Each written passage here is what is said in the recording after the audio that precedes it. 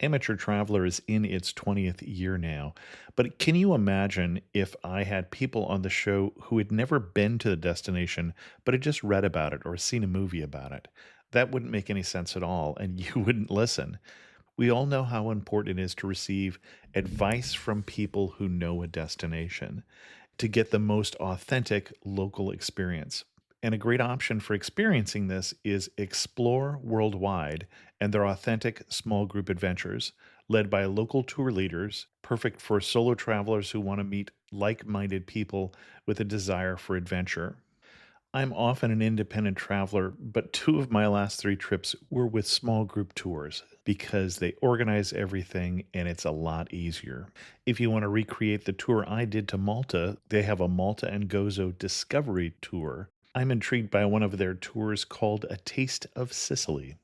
The company again is Explore Worldwide, and visit exploreworldwide.com to learn more. And thanks to Explore Worldwide for sponsoring this episode of Amateur Traveler. I got my bags packed, I'm on a roll. I'm heading out there and I'm ready to go. Looking real good in my passport photo. Amateur Traveler, episode 279. Today, the Amateur Traveler talks about beaches, castles, and one or possibly two countries as we go to Cyprus. Got to sit in one more cafe. I know that I should be heading home, but maybe not today. Welcome to the Amateur Traveler. I'm your host, Chris Christensen. Before we get into this week's interview, I do have three news stories for you. A drunk man at JFK told a ticket agent, "I'm bin Laden and I have a bomb." I believe his defense will be, too soon? And then in something that was not soon enough, someone has finally sent a tweet. He has used Twitter from the top of Mount Everest, so apparently no place is safe. But in technology news that is good news for those of us here in the United States, apparently chip and pin credit cards are coming to the US. And that is good news in that they are more secure, and also double good news for people who are travelers, because you may find that your current credit card won't work in all automated systems outside the US. For links to all three of those stories, check out the show notes at amateurtraveler.com. I'd like to welcome to the show Roni Weiss, who's come to talk to us about Cyprus. Roni, welcome to the show. Thanks for having me, Chris. Now, I was going to say what led you to Cyprus, but you have been to every nation in Europe. That was actually one of the things the two things that led me there were probably one, it was one of the last countries that I went to in Europe. So there were about four left at that point. So that was one reason. But the other is it's a divided island. Right. Nicosia, the capital, is the last divided capital in the world. And so, I mean, unless you want to count something like Tripoli these days, but it's still under Gaddafi's control. So you can't even consider that. You might get a little debate there from some people from Jerusalem, but let's leave that aside for now. Yeah. Okay, that's reasonable, Tim. But I mean, officially acknowledged as divided. Like Exactly. that you cross a border within the capital city itself. Yeah, that is a good point. So I'm interested in also countries that don't exist, the countries that are not internationally recognized. And Northern Cyprus, the Turkish Republic of Northern Cyprus, is only acknowledged by Turkey, and nobody else thinks it's a country. According to the European Union, according to the Republic of Cyprus, the whole island is one country, which is fascinating because their flag is actually a political statement. Their flag is a map of the entire island of Cyprus. Right, sure. Yeah. Well, and was traditionally, as I recall, even before the, and I'm going to use the word invasion because most of the world sees it that way, but I imagine the people in northern Cyprus see it somewhat differently. But as I recall, that was the traditional flag of Cyprus. So if we go to Cyprus, you went to both halves. Correct. What did you see? What itinerary would you recommend, or did you take part in? I came in on a ferry from Tashuju, which is in the south of Turkey. Okay. So it's actually something that was of concern to me because people said the ports in the north are not internationally recognized. They're considered illegal ports of entry. So quite possibly they thought I might have problems getting into the Republic of Cyprus since I was coming in from the north. I didn't have any problems at all. So I took a ferry from Tashuju down into Girne, which is the Turkish name, or Kyrenia, which is the Greek and possibly international name, in the north. And I went around there. There is a castle called Saint Hilarion, which is historical. I'll just give you a brief overview of where I went. And then I stayed with somebody in between the top where I was in Kyrenia and Nicosia. And the guy I stayed with in the middle of northern Cyprus took me out to Famagusta, which is also in the north. And then I stayed with a Greek Cypriot in Nicosia, and he took me to Limassol and Larnaca. So those are the places I went to: Kyrenia, Famagusta, Nicosia, Limassol, and Larnaca. Okay. And now let's slow down and do that loop again, but in a little more detail. Okay. So I couch surf. So I stay with people. I had a guy who was a Turkish Cypriot take me around Kyrenia, Girne, and the area. And what did you see in that area? What is there to see in that area? What's interesting about Cyprus is it used to be a British colony. So there's a lot of British influence. There are still major bases that the British military still has because it's a strategic location. It's about a 45-minute flight to Lebanon. Where you consider Cyprus geopolitically, it's a mix. It's part of Europe because the Republic of Cyprus or all of the island, depending on your political persuasion, is part of the European Union. And then they're Mediterranean, so they've got that. And then they're in the Middle East as well. Like talking to the Greek Cypriot who I was hanging out with, he said that they were Middle Eastern. He said, how do you feel being in the Middle East? And that was a really weird question to hear because I didn't think I was in the Middle East until I was told. And then you look at a map and it's right there by Syria and Lebanon. So there's a lot of British tourists and people who have homes there. So he drove me around into this little town with these manicured gardens, and there were little shops there, and everybody was white and spoke English, and the signs apologized that beer prices were going to be going up, but they wouldn't be passing that price along to the tourists and the residents there. And it was like being in Britain a bit. So that was the area of Kyrenia, and just going up and then seeing the view of down at the cities from there. So I got kind of just a drive around, and I got to see where the invasion, where it was. So that kind of felt like a Normandy-esque thing when the guy said, and this is where the paratroopers came, the Turkish paratroopers came. And there now is a resort, I think maybe a hotel too, restaurant thing, which is a bit different than Normandy. So that was Kyrenia. Then Famagusta, I'd always heard about the churches that have been converted into mosques. It's one of those things that happens with religion and history, but I'd never actually seen one. And Famagusta is one of those places where you see, okay, that's a church, and then there's a minaret right there. And even more interesting is Varosha, which used to be the big tourist place. There were 5-star hotels. It was a big thing. And now it's entirely abandoned and it's military run. You can't go there at all. So it used to be the thriving tourist place, and it's now a military off-limits thing. So you just look and you see these buildings that just are nothing now. It's a very strange thing to see that in an island that still has a lot of tourism, that didn't totally collapse for that, where there's something that it's right on the beach. There's a reason it was a big tourist place, and now that's nothing.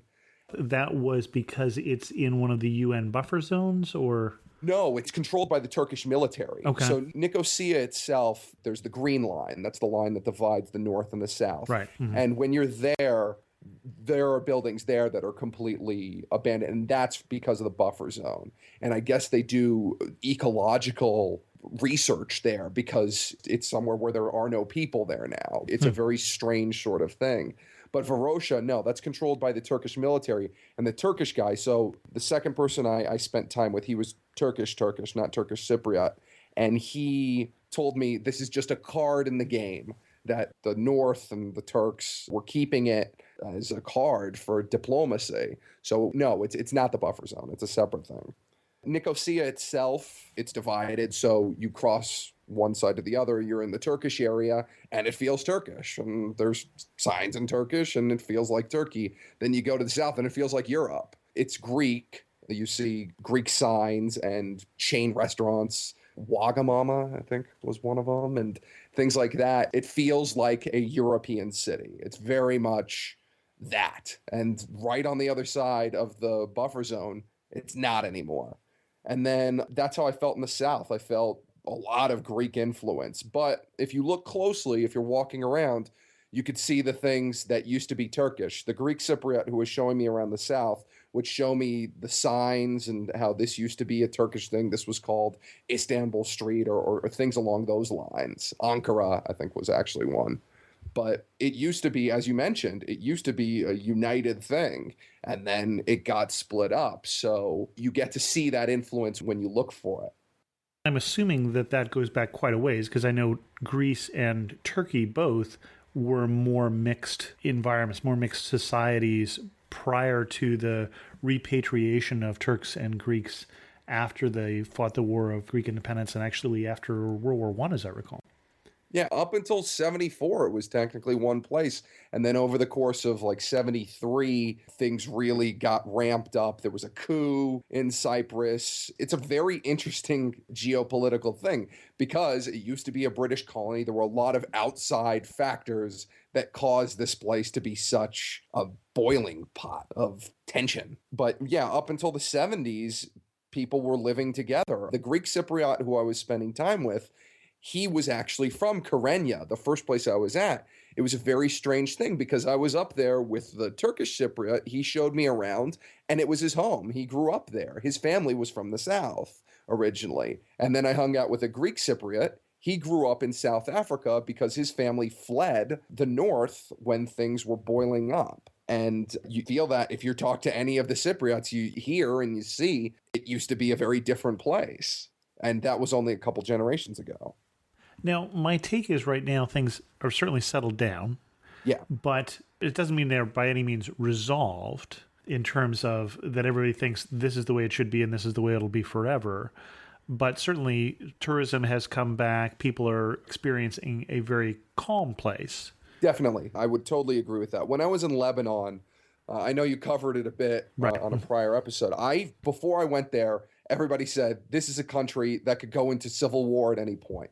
And you feel the military presence. It's sort of a different thing. When I was in the north in Cyprus, you feel the military presence there as well. There are signs everywhere that say this is a military area, you can't go here. Clearly, there is military there, but I didn't feel like it intruded on what I was doing. Apparently, not that long ago, you would see tanks in the streets, you would see soldiers walking around. There were a lot of bases, but I never felt like, oh, this is a dangerous situation or this could blow up. I don't think that Cyprus is that on either end of it. In the north or the south, I never felt like I was unsafe because of the military presence. As I mentioned, the British are there. There's a military presence even without the Greek Cypriots and the Turks and Turkish Cypriots. So it's just one of those places where the military is there. I don't think it's somewhere that's going to blow up. The Cypriots themselves see themselves as Cypriots. That was the thing that I found in common. They didn't want to fight with each other. They felt like there was a lot of outside cause for what was going on. Interesting. Yeah, so the Turkish Cypriot did not consider himself Turkish. He considered himself Mediterranean, and that was very interesting to me. They want it to be one island, so it's not a place where they're fighting with each other because they want some sort of control. That wasn't what I felt. It was there are historical problems, there were outside people involved, but they want to be one country. And actually, there was a referendum relatively recently, and the Turkish Cypriots voted to become one island. And the Greeks voted against the referendum that would have some concessions for that to happen. So the Turkish Cypriot blamed the Greek Cypriots for not being together again. He felt it was contradictory that they say it's one island, but then they wouldn't vote for the referendum to make that happen. And the Greek Cypriot himself actually agreed with the idea that people just didn't want to concede anything. The Greek Cypriots didn't want to concede enough. So it's really political, I guess is my point. That for a tourist, it's interesting if you want to get into all that, but you don't even need to. There's a lot of history there. The Crusaders, Saint Hilarion, which is in the north outside of Kyrenia, Gerne, you see it was a Crusader castle, and there's the history there. And while there are current military bases around it on the road up to it, you don't feel like it's because it's a dangerous place. And then in the south, it feels like Europe. Best day you spent in Cyprus?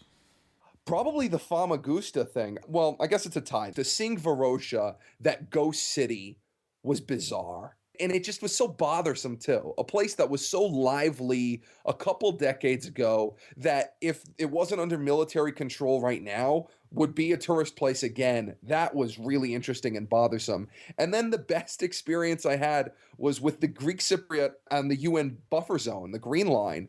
We stood and we talked about politics in this area. And he told me the Greek Cypriots and the Turkish Cypriots, the people running the borders on either side, couldn't come there. It's a UN buffer zone. So the only people who could have told us to leave would have been UN troops, which we never saw.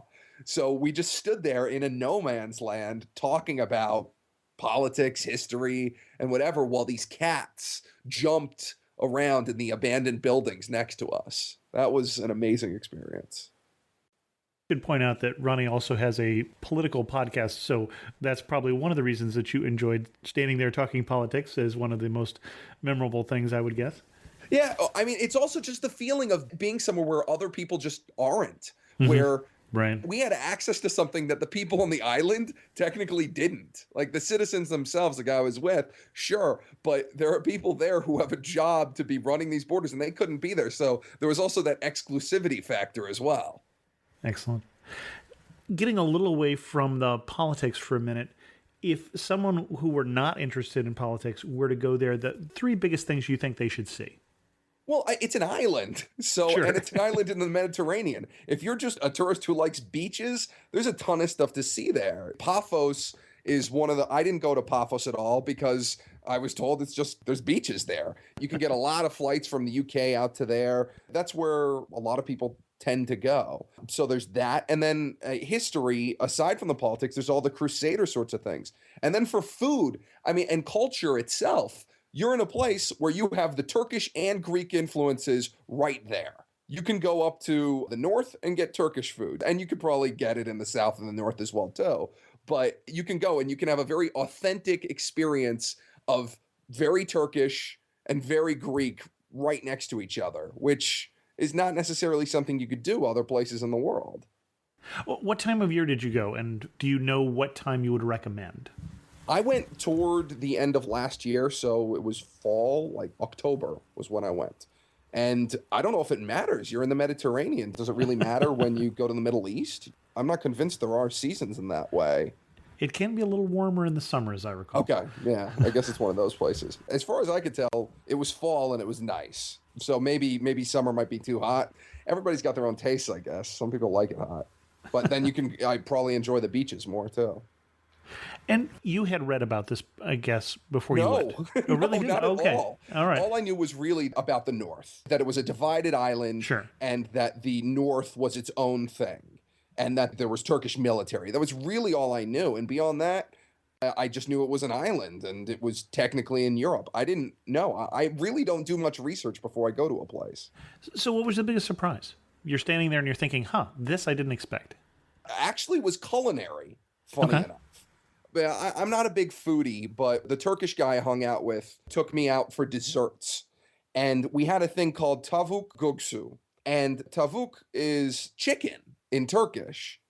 And it was a dessert. It was kind of like really gooey puddingy stuff.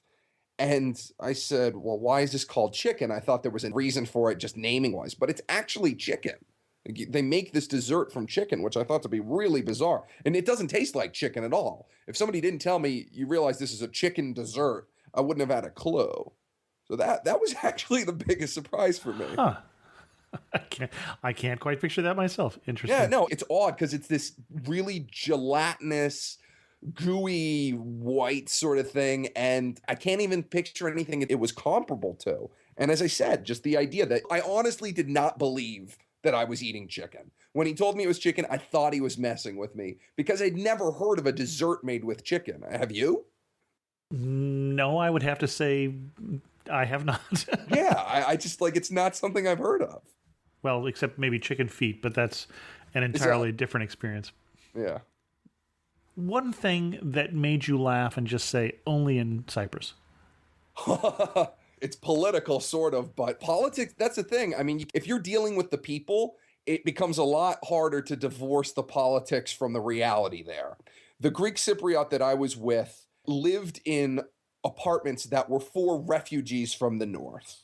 So where he lived, you could see hills in the north from where he was. And on the hills, there's a light display. And the way the light display works is the Turkish flag sort of lights up. So it goes the moon and then the star and then the borders of the Turkish flag. And the North Cyprus flag is really the same. It's the reverse color scheme. So it goes from red, white to white, red, but it's all just lights. So the only difference, if it's all the same color, is that the Northern Cyprus flag now has 2 lines on it, and that's it. So here you are in the south, and you look over to the north, and you see a flag where you see the Turkish flag and then the Turkish Cypriot flag. And it's just a big middle finger to the people in the south. That felt like Cyprus to me.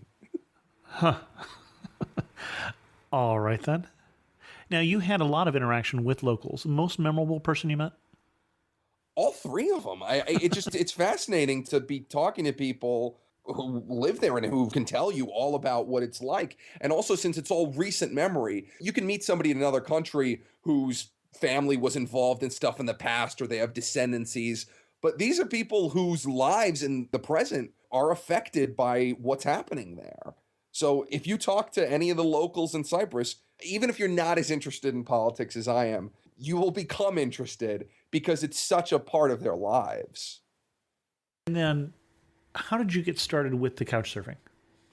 The first place I couch surfed was in Istanbul back in 2007. People had said for a while I should do it. I was staying in hostels up until then, and I thought, why not? And then once I started doing it, the chance to be immersed in a world in such a different way. In hostels, you might meet cool people from all over the world. But usually not locals, yeah. Not you. Well, if you meet locals, a lot of times they're working at the front desk. Sure. And a lot of times they've been internationalized as well. So you don't have that authentic feel. And just for people who haven't done the couch surfing, did you connect up with the people you stayed with a few weeks in advance? Did you connect up with them a few hours in advance? How did you facilitate that?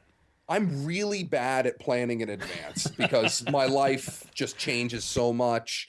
Up until I went to Cyprus, up until a few days before, I thought I was still continuing into Turkey. So it was probably less than a week that I got all these contacts in. It all depends. There are people who on couchsurfing, just like anybody, who want to plan stuff way in advance, and there's people who can't or don't care. Luckily, the Greek Cypriot was unemployed.